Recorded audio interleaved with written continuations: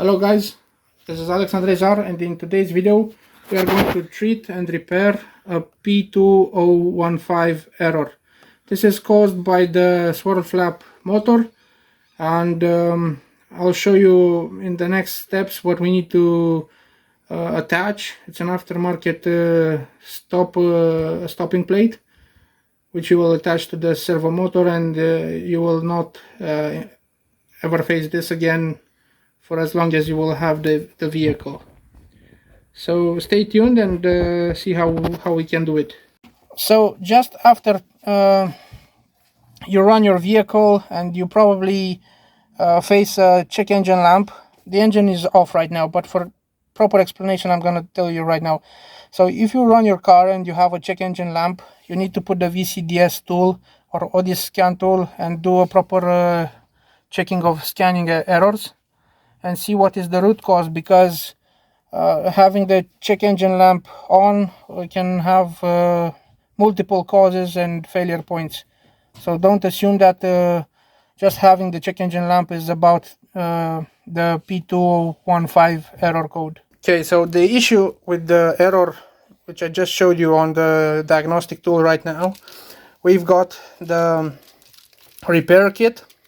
So the repair kit is built with a spring, a restrictor plate, and two screws and another restrictor plate with the two holes for these two screws, I think. And over here we have the gaskets. This is the Victor Reinz part number. You can see it over here. These are for the manifold intake, for the intake manifold. This is Volkswagen original part number, made in France. Again, this is for the EGR, I think, Dichtung Egere Ventil, and this one is from Auto Total intake gasket. And over there we've got two gaskets for the EGR coolant pipe. This engine is with an aluminum intake manifold. This is a 2-liter 110 horsepower CBDC engine code. Let us check over here. This is what we've got over here.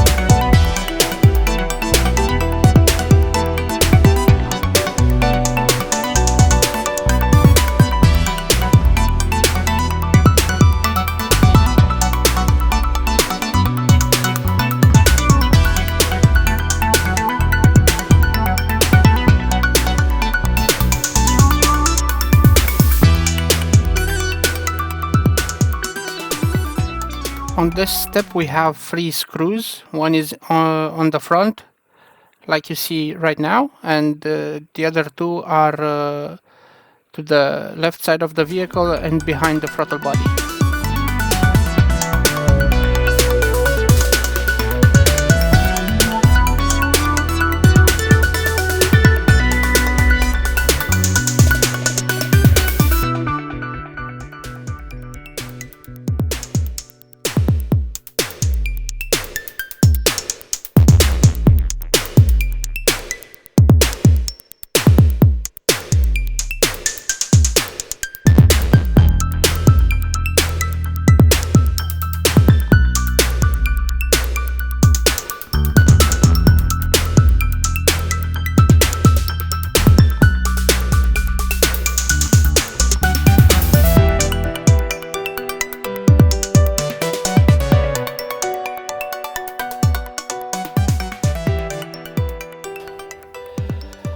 Flathead screwdriver, undoing the top one and the bottom one.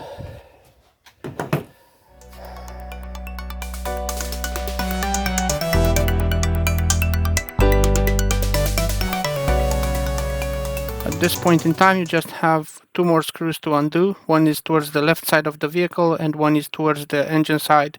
The one towards the engine side is very long. You have to find these screws by the fingertips, nothing really special. Right now you can see this is the throttle body and also the EGR body is over there. And this is the long screw which goes on the back side towards the engine side. It goes through both bodies and into the intake manifold.